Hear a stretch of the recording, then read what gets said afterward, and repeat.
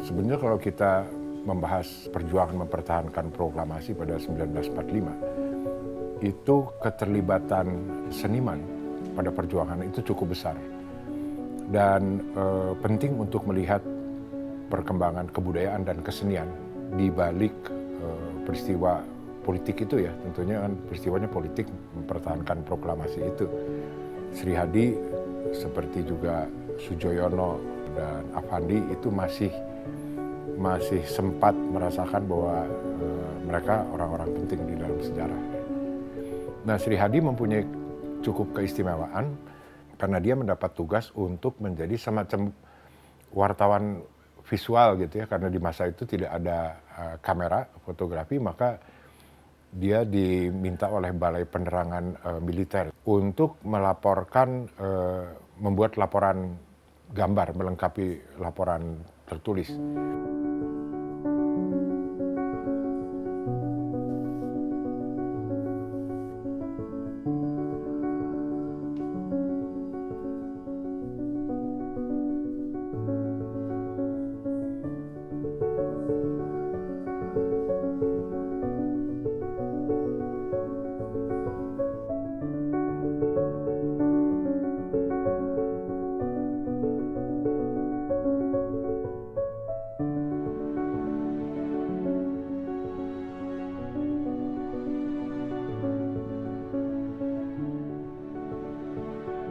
Kita semua pada waktu itu dengar proklamasi kemerdekaan pada bulan Agustus. Kita masih duduk di sekolah dan diberitahukan pembentukan satu organisasi yang dikatakan Ikatan Pelajar Indonesia. Itu awalnya kita ikut dari bangku sekolah langsung masuk ke dalam keanggotaan Ikatan Pelajar Indonesia bagian pertahanan. Karena kita ingin mempertahankan kemerdekaan yang sudah diproklamasikan. Karena kita semua pelajar dengan nama Tentara Pelajar. Tadinya mengikuti kegiatan pertahanan, tapi akhirnya karena kebutuhannya itu juga harus memberikan penerangan kepada masyarakat, akhirnya membuat grafiti pada dinding-dinding tembok di kota atau membuat poster-poster penerangan untuk memberikan semangat pada masyarakat seperti slogan-slogan yang pada waktu itu diperlukan. Seperti kalau slogan untuk masyarakat tentunya ada hancurkan kolonialisme, sampai ke hal-hal yang ya kalau di dinding-dinding tembok besar-besar itu dengan grafiti down with kolonialisme itu menjadi bacaan umum pada waktu itu, memang untuk memberikan tadi gelora semangat kemerdekaan. Nah, itu dalam kegiatan itu saya berjumpa dengan seorang dari ketentaraan. Tapi pada waktu itu belum nama TNI, tapi kan BKR atau Badan Keamanan Rakyat. Dan saya diajak untuk bergabung di penerangan tentara divisi 4 karena dibutuhkan untuk membuat dokumentasi, membuat poster dari kepentingan militer atau ketentaraan, membuat brosur. Kadang-kadang brosur harus ada ilustrasinya. Nah, itu dikerjakan di Balai Penerangan itu. Jadi keinginan saya menggambar tersalur di situ.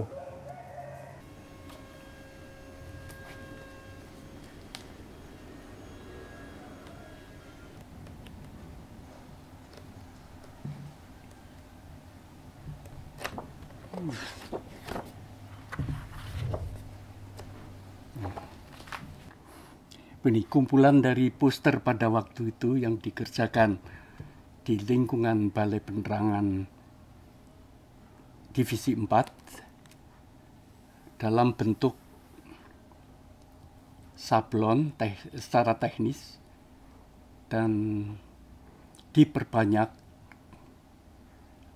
Yang lain poster besar berukuran, kalau sekarang dibilang ukuran baliho, itu dikerjakan hanya beberapa, satu untuk di lapangan terbang Maguwo agar para delegasi KTN yang datang, yang nanti akan menghadiri konferensi, akan membaca. Misalnya poster ini dibuat 2 kali, dipasang di tengah kota Solo dan yang kedua dikerjakan di Jogja. Begitu juga ini dikerjakan di Jogja, ini dipasang di Jogja juga, di sekitar dekat Istana Negara. Nah, salah satu yang menjadi isu internasional itu adalah penembakan pesawat Dakota. Dakota yang berangkat dari India membawa obat-obatan untuk perjuangan itu mendarat di Singapura. Terdengar beritanya dari Singapura waktu terbang ke Yogyakarta itu sudah dibayangi oleh KNIL ya. Nah, ketika itu tidak ada dokumentasi. Belanda tentunya tidak membuat dokumentasi itu karena itu kan aib tuh. Nah, kemudian di pihak Indonesia para pejuang kamera itu masih susah zaman itu, minimal di masa itu nggak ada lah kamera. Balai Penerangan itu menugaskan saya untuk membuat dokumentasinya. Nah, dokumentasi waktu itu, semua dokumentasi hanya dikerjakan dengan sketsa-sketsa atau dengan gambar. Saya berdua sebenarnya pergi ke situ. Dari sketsa itu, dari belakang ekor pesawat kan ada, saya buat sketsa orang berdiri. Itu rekan saya yang namanya Eshar.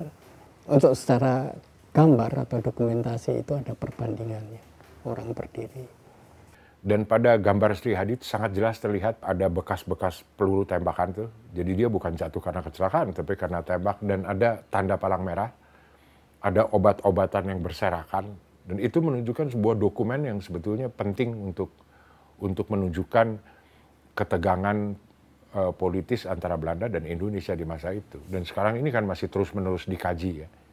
Sejarah itu bukan hanya kemerdekaan Indonesia, tetapi didiskusikan tentang proses dekolonisasi sesudah Perang Dunia Kedua. Dan saya kira dokumen ini kemudian menjadi penting. Jadi apa yang ada di Sri Hadi itu data sejarah yang mungkin satu-satunya. Itu yang kemudian membuat dokumen ini menjadi penting ya, dan secara otomatis Sri Hadinya menjadi penting karena itu milik dia. Tapi dokumen ini pernah dibahas dengan Australia, kemudian juga beberapa peneliti mencari data di India waktu pesawat ini terbang. Jadi ada grup yang mencoba melihat peristiwa itu secara lebih komprehensif. Itu sudah ada.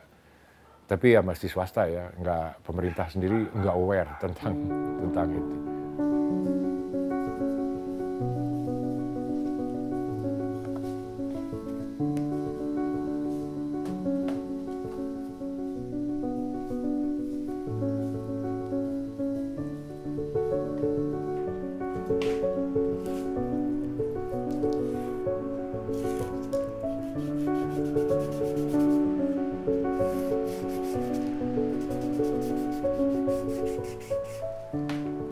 Saya lahir tahun 31 akhir.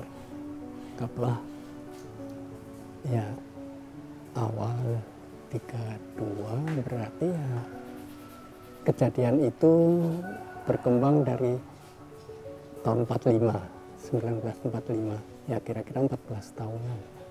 Pak Sri Hadi umur 14 tahun itu kok keluarganya nggak khawatir gitu diperbolehkan ikut perjuangan? Karena pada dasarnya dia berasal dari keluarga pejuang yang ya tentunya dia senang aja kalau anaknya ikut berjuang. Anak 14 tahun, saya nggak kebayang di masa sekarang ada perang itu nggak ada orang tua yang melepaskan anaknya perang pada umur 14 tahun. Dilihat dari latar belakangnya Sri Hadi, tentunya yang pertama kita harus lihat yang sering juga dia ceritakan adalah peran kakeknya. Kakeknya sangat berperan dalam mengembangkan dia sebagai seorang priayi, ya, tentunya mengenalkan pada dunia kesenian. Tetapi ada latar belakang yang bisa kembali mempunyai kaitan dengan sejarah. Ya. Kakeknya yang bernama Noyo Curigo itu pegawai keraton Solo. Bukan berada di bawah patih, tapi di bawah raja. Artinya dia murni di bawah raja, tidak pernah menjadi pegawai Belanda. Namun di masa-masa itu kita tahu Belanda banyak mendidik para priayi kan, untuk kemudian menjadi pegawai pemerintahan. Di bawah kepatihan atau di karisidenan. Intinya menjadi administrasi pemerintah Belanda. Nah kakeknya setelah berhenti bekerja di keraton, itu tidak masuk ke daerah pemerintahan administratif itu. Dia membuka usaha di luarnya, usaha batik. Nah ini memang dikenal pengusaha batik, kaum priayi yang terdidik. Itu mempunyai kedudukan istimewa. Jadi mereka bukan pegawai Belanda, tetapi dihargai oleh Belanda karena terdidik. Nah ini mereka yang disebutkan kaum merdeka. Kaum merdeka itu yang sejauh saya perhatikan, ada kajian yang menunjukkan bahwa itu berasal dari kata Mardekers ya. Mardekers pengertiannya adalah orang Asia yang bukan budak, jadi dibebaskan. Nah, kakek Sri Hadi menjadi kelompok orang di luar itu. Jadi tidak pernah bekerja sebagai Belanda, menjadi kaum merdeka itu.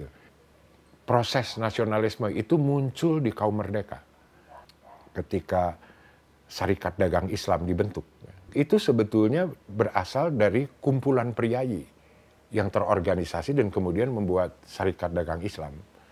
Jadi di sana kita bisa melihat bahwa organisasi pemberontakan mulai dari sana ya. Ketika terjadi di awal abad ke-20, Suwardi Suryaningrat bicara tentang mulai masuk ke dunia politik, dia pun priayi. Gitu. Nah kebetulan Pak Sri Hadi ini orang dari orang Jawa ya. Dari Solo yang betul-betul keluarganya dari turun-temurun itu mempunyai tradisi yang cukup ketat dilaksanakan. Sehingga dengan sendirinya Sri Hadi dari kecil umur 3-4 tahun itu sudah dibawa ke dalam suatu dunia kehidupan keluarga yang sangat kreatif. Karena Eyang Kakung dan Eyang Putrinya dengan orang tuanya, walaupun mereka orang tuanya ayahnya pendidikan HIS Belanda, tapi mereka di dalam suatu lingkaran ketat dari keluarga Jawa yang berasa tingkah laku etik dan estetika itu menjadi satu kesatuan makna hidup. Walaupun sangat tradisinya sangat kuat, tetapi untuk Pak Sri Hadi sebagai cucu kesayangan dari Eyang, dia diperbolehkan apapun. Kadang-kadang dia jalan kemana-mana sendiri. Jadi dia mempunyai karakter yang sudah kuat sekali. Dia juga tidak ada yang ngajar, sudah memilih. Dia senang sekali pada seni. Kakek saya sendiri menekankan pada cerita-cerita budaya, pewayangan, cerita Mahabharata. Karena pada waktu itu punya bukunya yang itu untuk buka-buka dikasih gambar-gambar pewayangan, diperlihatkan gambar-gambar pewayangan. Pada publikasi zaman Belanda itu ada majalah The Orient. Kadang-kadang terlihat gambar-gambar atau menampilkan pelukis karya Belanda. Ada nama Rembrandt atau apa itu sudah ya terlihat karyanya dalam majalah. Terus nanti pada majalah terbit pada zaman Jepang Jawa Baru ada karya yang juga pameran-pameran pada Ken Bunga Shidosho itu di Jakarta ada. Nah karya-karya itu sangat memberikan daya tarik untuk saya sendiri berkarya. Hal-hal seperti itu dimulai.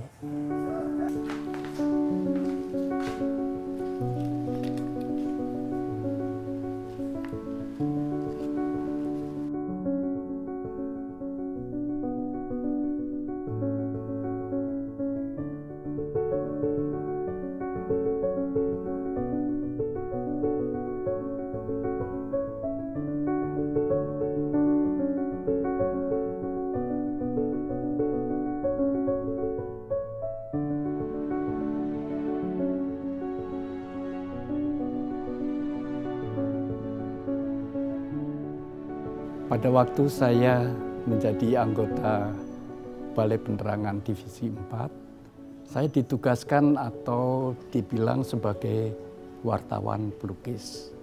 Nah, di situ ada peristiwa-peristiwa yang harus didokumentasikan, antara lain konferensi 3 negara.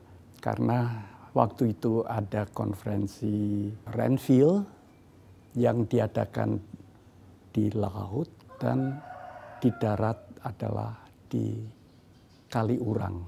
Saya ditugaskan untuk merekam dengan sketsa, terutama merekam anggota-anggota yang hadir pada waktu itu. Peristiwa perundingannya, sketsa yang ya sekarang bisa terlihat, yang mengetuai dari delegasi Indonesia adalah Mr. Muhammad Rum. Dari pihak Belanda yang mewakili hadir sebagai ketua delegasi adalah Abdul Qadir beserta sekretarisnya yang saya buat sketsa juga di situ adalah Poppy Jayadiningrat. Dan supaya otentik saya hadir di situ, saya minta tanda tangan dari para tokoh-tokoh yang hadir itu pada sketsa.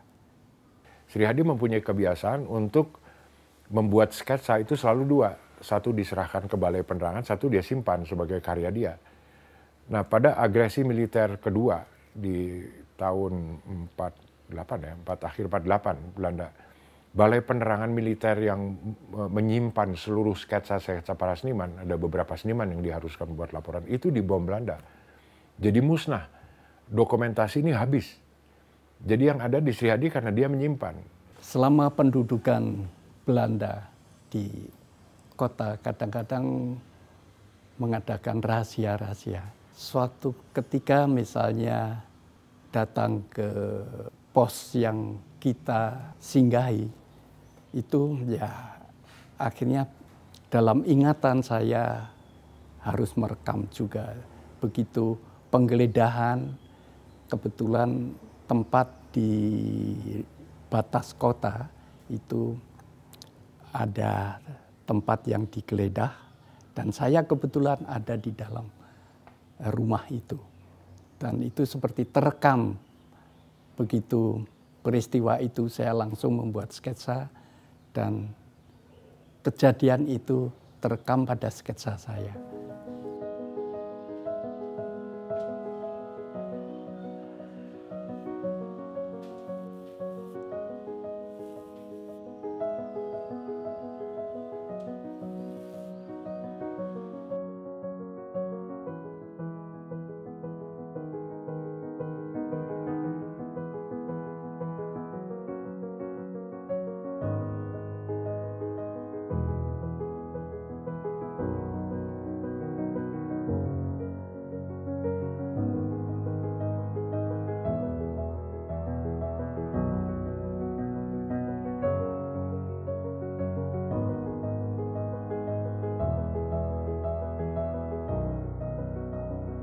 Pada agresi militer kedua, akhirnya saya bergabung kembali di Solo dengan kesatuan saya pada waktu itu sebagai tentara pelajar.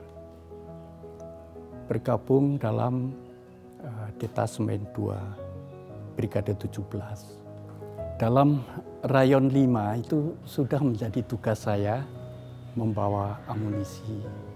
Apakah itu berupa granat tangan atau dinamit yang dibikin di tengah kota untuk mensuplai rekan-rekan yang bergerilya di luar kota, terutama daerah selatan yang sering memerlukan, dan saya harus membawa alat-alat atau amunisi itu ke selatan yang biasanya aman-aman saja atau dalam keadaan yang tidak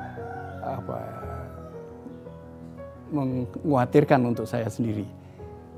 Tapi pada hari yang naas, untuk saya itu pagi hari saya tertangkap dalam kondisi saya membawa 2 buah granat tangan di saku saya di batas kota sebelah selatan. Di situ sudah ada penganiayaan di sektor militer yang paling dekat, sampai saya dipindah-pindah beberapa kali ke dalam kota dalam keadaan yang 2 buah granat tangan dibawa di tangan kanan dan tangan kiri, dan jalan kaki di tengah. Jalan besar digiring menuju ke sektor-sektor militer itu. Tentu ada rekan-rekan yang melihat. Mereka dalam perkiraan saya tinggal menunggu eksekusi. Tapi akhirnya hari kemudiannya saya dipindahkan ke Semarang dan untuk dipenjarakan. Sampai pada waktu penyerahan kedaulatan dan Belanda pergi pada akhir tahun 49. Dan penghargaan yang terakhir dalam kepangkatan yang diberikan pada saya waktu itu adalah Sersan Mayor, dan menerima tanda jasa yang diberikan kepada saya.